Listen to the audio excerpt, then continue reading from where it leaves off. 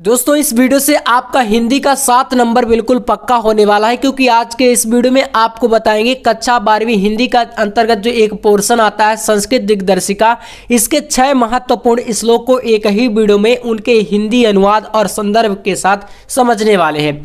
तो देखो ये जो टॉपिक है टोटल आपको पता है कि कहता है क्वेश्चन आपका कि निम्नलिखित श्लोकों में से किसी एक श्लोक का आपके बोर्ड एग्जाम के पेपर में आपके 2 श्लोक पूछे जाते हैं, जहां से आपको किसी एक का संदर्भ सहित हिंदी में अनुवाद करना होता है, जिसके लिए आपको 7 नंबर मिलते हैं।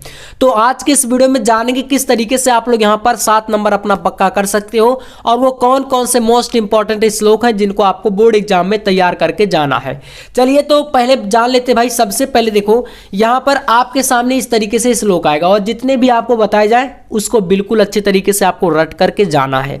जैसे आपके सामने एक दिया गया है यहां पर, निंदन्तु नीति निपुणा यदि वा स्तवन्तु लक्ष्मी समाविशतु गच्छतु वा यथेष्टम अद्यौ वा मरणमस्तु युगान्तरे वा न्यायात् पदा परविचलन्ति पदम न धीरा।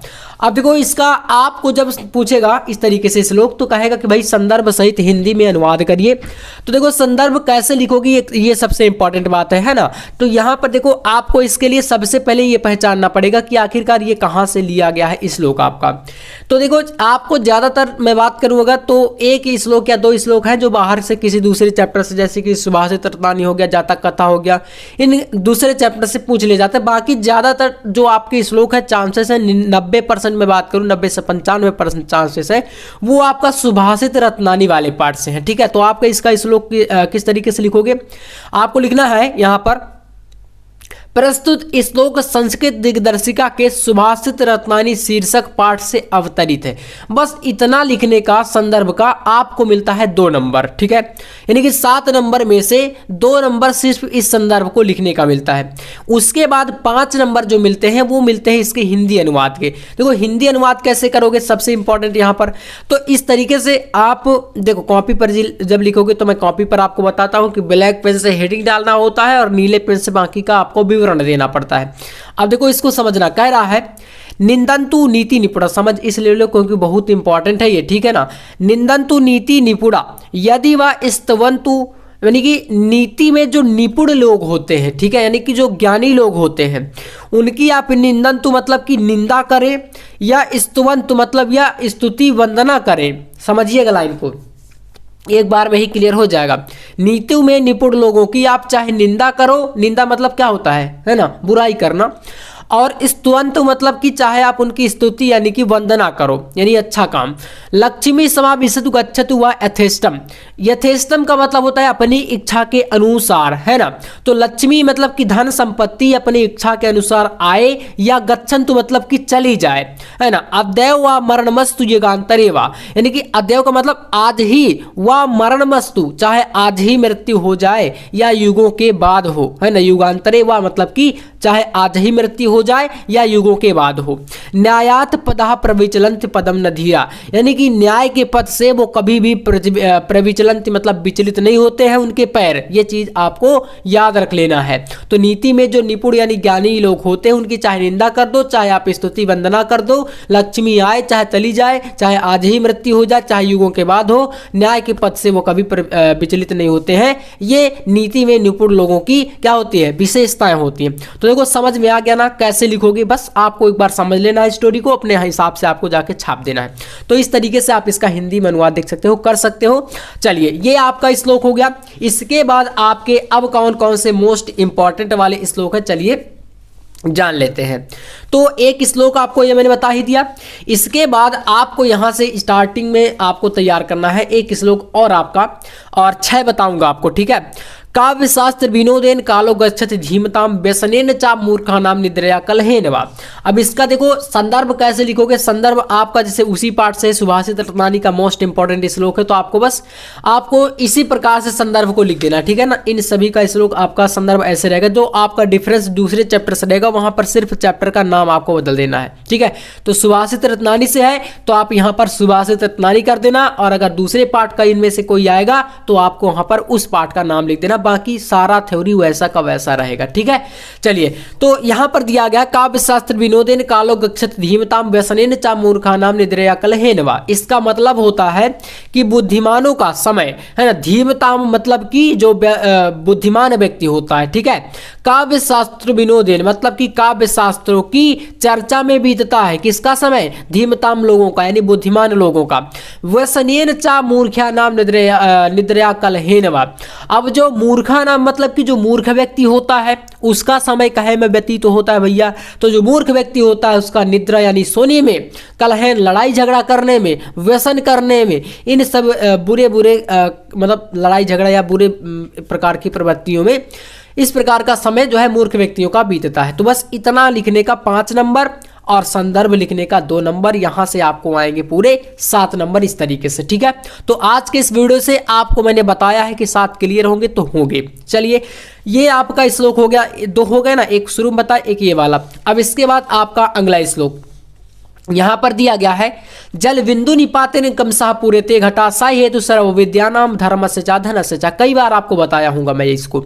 जल बिंदु निपातेन क्रमशः पूरेते घटा मतलब कि जल की एक एक बूंद से जिस प्रकार से क्या होता है घड़ा भर जाता है।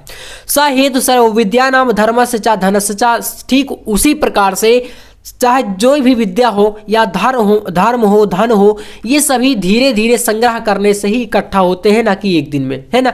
तो इसका आप इस तरह तरीके से हिंदी अनुवाद करोगे कि जल की एक एक बूंद गिरने से क्रमशः घड़ा भर जाता है। समस्त विद्याओं धर्म और धन का संग्रह करने का यही कारण होता है, अर्थात निरंतर प्रयास करने से ही धीरे धीरे ये तीनों वस्तुएं संग्रहित हो पाती हैं, यानी इकट्ठा हो पाती हैं। एक दिन में आप चाहोगे तो ज्ञानी नहीं बन सकते हो, एक दिन में आप धनवान नहीं बन सकते हो, एक दिन में आप धर्मात्मा या धर्मशाली नहीं बन सकते हो। ठीक है, धीरे धीरे करने से ही होगा। तो इस प्रकार से इस वाले श्लोक का आपको हिंदी में अनुवाद ऐसे करना है। ठीक है, चलिए इसके बाद देखो यहां पर आपके पास अगला श्लोक आता है तीसरा, और जैसे मैंने एक और पहले बताया था तो कह सकते हो चौथा श्लोक है ये। आपके पास दिया गया है कि उदेति सविता ताम्र एस्ताम्र एवास्तमेति चा संपत्तियों चा विपत्तियों चा महात्म एक रूपता।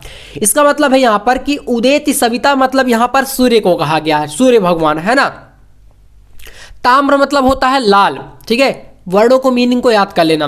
ताम्र मतलब लाल, इस्ताम्र एवास्तमेति चा यानी कि सूर्य जब उदय होता है निकलता है सुबह के टाइम पर, तो आपने देखा होगा कैसा होता है, लाल रंग का होता है।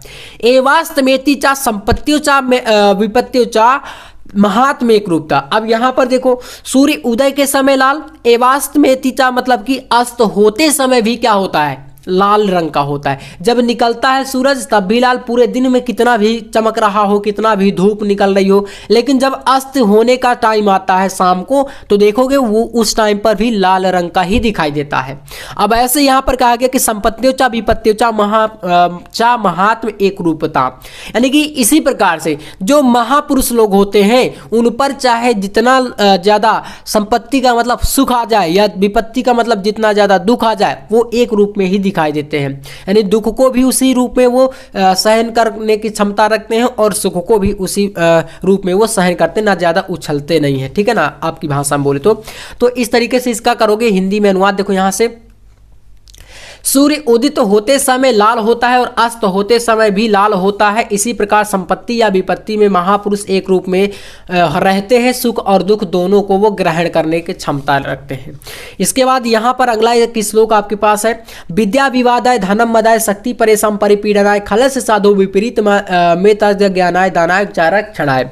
यानी कि विद्या विवादाय, जैसे कि जो खलस यानी कि जो दुष्ट व्यक्ति होता है जिसकी प्रवृत्ति दुष्ट होने की होती है, वो विद्या उनकी विद्या होती है विवाद के लिए। धन क्या होता है, मदा यानी घमंड करने के लिए होता है। शक्ति जो होती है दूसरों को परेशान करने के लिए, पीड़ा पहुंचाने के लिए होती है। अब वहीं अगर बात करें साधु यानी सज्जन व्यक्ति की, तो सज्जन व्यक्ति इसके विपरीत चलते हैं। उनकी जो विद्या है वह ज्ञान के लिए, दूसरों को मतलब अच्छा सिखाते हैं, और जो धन होता है वो दानाय मतलब कि दूसरों को दान करने के लिए, कमजोर व्यक्ति के लिए मदद करने के लिए, और शक्ति क्या होती है, रक्षणा, दूसरे व्यक्ति की रक्षा करने के लिए होती है।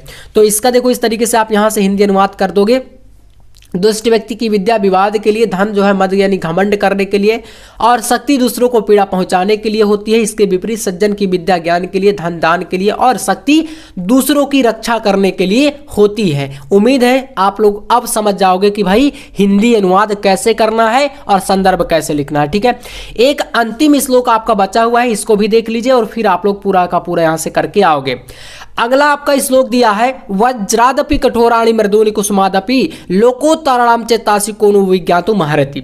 इसका मतलब यहां पर ये होता है वज्र आदि से भी कठोर, मृदूनि कुसुमादपि, कुसुम का मतलब क्या होता है? फूल, है ना, पुष्प।